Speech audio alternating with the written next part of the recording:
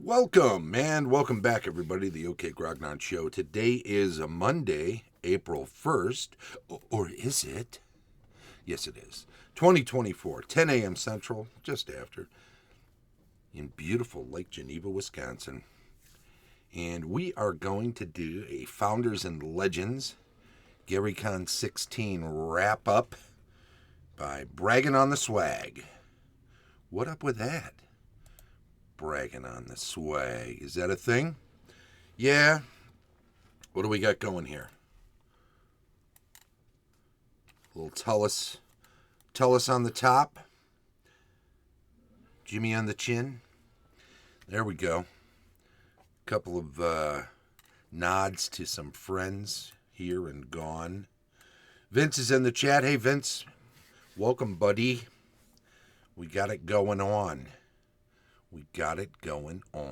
Founders and Legends. What a good time. I played quite a bit of original Dungeons and Dragons on Saturday and Sunday with Dave Temperato, Diaglo of EN World fame. The original edition is the only edition. All others pale in comparison. So saith Dave. And I'll tell you, the way he runs it, it may well be right. He does a great job. He's been doing it for decades. And it's very much sandboxy. It's very much say something and it might come true, so watch out because it won't be good if it does, usually. Oh, snap, says Sarah. I forgot all about April Fool's adopts of vigilance. Well said. Smart move. Carefully with those plates, as they say in Hobbiton, in Bag End, when they go to visit and they start smashing things. They don't break anything. But that's the song, right? Is the expectations are that dwarves will be rowdy and break things up and everything, but they turn out to be great guests. I mean, sure, they eat them out of house and home, but they make all the food that he has in the larder. They clean up afterwards, and they're ready to go for the meeting. So there you go. Founders and Legends. What a great time. I didn't go on Monday because I worked on Monday. I almost got into a chainmail game Sunday night, but it was going to be running until midnight, so I begged off and let them do their thing. I didn't want to be a Johnny leave early. That's the opposite of a Johnny come lately, right? And I'm sure they had a good time. I'm sure they had a very good time because chainmail's great. Paul and Kevin and Mike Bernard, the infamous early playtesting Mike Bernard, running some of that chainmail stuff, you know. What else we got going on? Well, we had Gary Con 16 as well. I signed up to GM's a bunch of stuff. I had to beg off on some of it after I got sick on Saturday, but I was able to do most of it or get it covered, and even added a game on Friday night, so arranged one that was run by Tavis. So I don't feel bad about it. We got a lot of people playing for a lot of hours, and half the people that were going to be in the Saturday night D&D game were people I was trying to get to cover for me, but then turns out every one of them was ill as well. It just went through GaryCon this year like a scythe, and so many reports afterwards. I mean, every now and then after a convention you hear this person, that person. Maybe a handful of people are ill with what they like to call the con crud, but not my case. What I had was an upper respiratory virus, a very severe one, probably that influenza, although I did not go to a doctor. I merely cocooned for most of a week and flooded my system with orange juice and vitamins and cold medications to treat the symptoms at least, and came out of it by Friday, Saturday, really. I mean, I had to get back to work yesterday. So, you know, I was close to 100% for who I am these days by Sunday yesterday. So I was there. It was kind of a slow day with Easter and all, but we had some people in and out. People playing. Little Lorcana. Lorcana's become a regular thing on Sundays. If you're local and you want to check out a Lorcana scene, not only come on Sundays, but also know that in the not too distant future, because we got approved by Disney to run events, or by Ravensburger, I'm not sure who's in charge of approving people. So we will be getting promos probably within about a month with the next set release. Currently we have a good amount of Into the Inklings. We're charging $5 on Sunday. You play, you get a pack. And get a few ups and extras we're trying to add into that. But once we get our promos in, now that we're approved, we'll be up in our game quite a bit on the Lorcana scene. What about Gary Con 16? I'm getting off track here, right?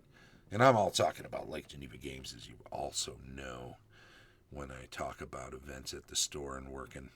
And Gary Con 16 was a blast. I did that GMing thing, and I know what I wanted to show you. I wanted to show you all sorts of crazy good swag and describe it. Now, of course, the games were great. I played a bunch of games, first edition, and more original D&D with Dave, Dex, and Keith running first edition, and didn't get to play in one of Rich Frank's games like I did last year, which was a blast. But that whole group of Legio guys were fantastic. Here was the swag bag. It's a big plastic Gaxworks bag. And Gaxwork above and beyond. There's my founder's badge on the left and my Gary Con 16 badge on the right. My buddies Vince and Stephanie decided to create special report badges for the OK Grognard show. And they were very diligent about getting pictures all over the place. It took a little of the pressure off of me, who usually spends way too much time at conventions taking pictures. But see, it says at the bottom, totally an official badge. Vince thought to himself, well, he's either going to hate it or he's going to love it, and I absolutely loved it, and these badges were so cool. It was so much fun. If you're catching this on the audio version, I apologize you don't get to see this stuff, but maybe this will drive you to YouTube to watch the archived version of this in video form. What else? Oh, much like what I'm wearing right now, my GMing shirt, Gary Con 16, celebrating a life well played. I mean, absolutely fantastic artwork on these. The sleeves each had some, that's like a wargaming counter on the left, or a mock-up of 150 for D&D's 50th anniversary, and the D20 there. 1974 when it all started. EGG on the right hand, and this is always on these, 38 to 2008, and that's just given the man his due. Those are the sleeve patches. The other stuff, now that big Game Master box, that absolutely had to go on the side. That is a Dungeon and Caverns core set terrain kit that Army Painter put together along with I can't remember the name of the company. I'll remember it when I see the back of the box. We'll get there. And also in the bag, those fancy dice in the middle there. The Expert Dice Set from Gaxworks. Once again, they come to the fore. That's a chocolate in the lower left. It was delicious. It did not last long. Thank goodness I got a picture of it before there was a bite out of it. Down in the center, a tin of 10 Gary Con D6s. Wonderful, wonderful dice. That's a insert capable portrait 4-panel DM screen on the right, and on the left was a Beetle and Grimm's special offer, free. You could get one of these two things. I chose the one on the right. Just had to pay for shipping, which was reasonable. Let's look at the dice a little closer. I think they first got these out last year. It was so nice of them to make enough of them to be able to share them. They come with their own crayon, so you can fill in the numbers. And then, again, a D10. Oh, and look at the logo on the chocolate on the right there. Pretty neat. So you got the Aberon Shadows of the Last War Gold Edition, and it's pretty fancy. If you go to Beetle and Grimm's and look at all the stuff, the ephemera, all the handouts, all the cool stuff that's in the bag or in the box with the Aberon Shadows of the Last War, I was tempted to get it, but I have my own setting. I run stuff out of my own setting. I might have been able to use most of the stuff out of there, repurposed somehow. But I looked at the thing on the right, and they're D&D Encounter cards, packs 1 and 2. These are both the 7 CR7 plus, so they're higher level creatures. And there's 2 packages of them. I'll show them closer to you. Notice that Marilith on the left and a dragon on the right. And these are pretty cool. If you look at this, they come with they're like stand-up things, and they're pretty big. They're 6 by 8, something like that. And probably says right on there. I shouldn't have to guess, right? But the cool thing is on the one side, they have this great illustration.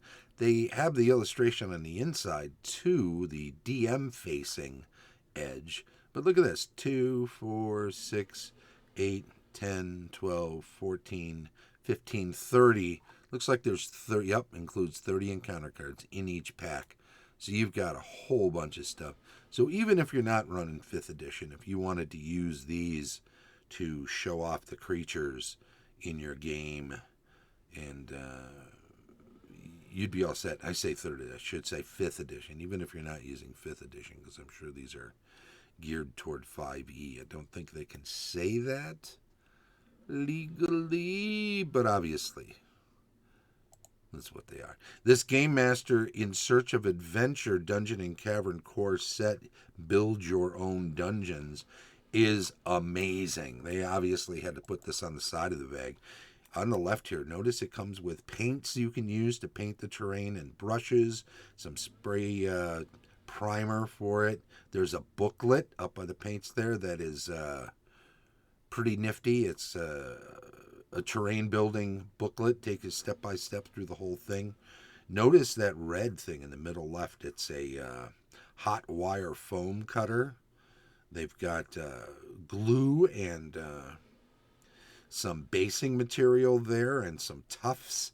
They even include tools. They've got all the things you need to build and materials. They've got a bunch of sheets of white foam that you can cut up to put in there, and of course a hard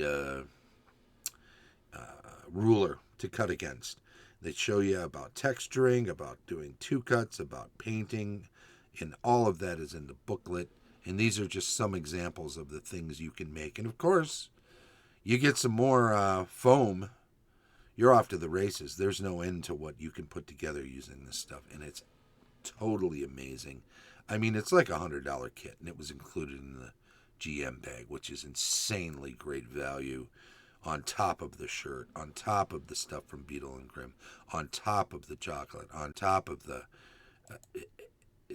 this DM screen. Crazy amazing. It is a 4-panel, as I said. I'll show you 2 of the outer-facing panels. They're all covered in artwork, the 4 outer-facing panels there. And then the interior, it has inserts. Now, these insert from the top. They're portrait style rather than landscape. I think I've got a landscape one of these with just 3 panels on each side. But look at everything you put in there, right? Exploration, movement, light and vision, exhaustion, resting. It's got short rest and long rest. That's how you know it's 5th edition. Healing and all the other stuff that's in here. But on the inside, you've got, looks at coins, travel pace in the lower right there, lifestyle expenses, 2-weapon fighting, some of the trickier rules explained. And then all the conditions are in there, so you can just double check those if somebody comes under one. Death, concentration, stealth. It's got it all. It's pretty amazing. And of course, if you don't use 5th edition, you can pull these out, slide whatever inserts you want in there, and you're all good to go. These are the dice from Legio. I played in so many of their games. Serlin's Tower, I got a couple of those from Dex, and Demon Cursed Fires from Keith. The D20s came from Diaglo, along with most of the Legio dice, because he gave us each 3 so we could roll up characters at the table 3d6 in order for his OD&D games. That's just how he flies. Anywho, is that everything? Yeah, that's all the images. That's all the cool swag, and it's pretty fancy. By the way, I got back to work yesterday, and there was a little bag from Geneva Lake Museum. My friend Sonia over there curates the wonderful Geneva Lake Museum exhibit, which is known as, what's it known as? It's known as the Wizard of Lake Geneva. I wonder if I can hold this up so you can see it all. Isn't that lovely? Look at that. Beautiful t-shirt. Of course, I'll wear it at work sometimes so that, I can sing their praises, of course, which is easy to do anyway. I've seen the exhibit early on, and I need to get back over there again soon. Seniors get a discount. I'm going to sign up for a year for seniors. I'll take it year by year rather than a lifetime, because, lifetime might be year by year. Here's something else she passed on to me, which is really neat. It is a pewter pin. Oops, can I hold it up and make it? There it is. The Wizard of Lake Geneva. You can get one of these pewter pins in their shop. I think they're just $10. They're just beautiful. You really want one of those if you're a pin person and you're a Gary person and you're a D&D person. And get it this year, 50th anniversary. That's the way to go. So, all in all, it's been a tremendous 2 weeks. It was horrible getting sick and being sick for most of that second week. But I think I'm back up and ready to go. I worked yesterday. I'll be working later today. If you're in the area, stop by Lake Geneva Games, say hello. And, of course, we'll talk about all the cool stuff that's been going down. I want to thank Luke and the entire Gary Con staff. You did a great job again this year. Dave Conant, above and beyond, helping me get a room for the Friday night game. Fantastic. Skip, getting it all set up with the rest of the games and everything. And I know that is not easy, and I appreciate all of your work, hard work. And the badge. Let me say a few things about this. The badge line was incredibly long, seemingly, when I got there early on Wednesday. I needed to run back to the shop because Jeff Easley and Larry Elmore were there signing stuff, along with a bunch of people. It was just a big old crowd, and it was fantastic.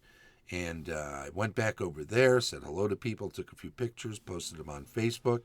And then I ran back to the store. But the line was even longer. It went all the way down from the coat check to the angled door down by the parking lot, came all the way back, weaved around through, and it was all the way to the stairs over by the restaurants. And I thought, oh, this is crazy. And then as I'm walking up, they cut it off.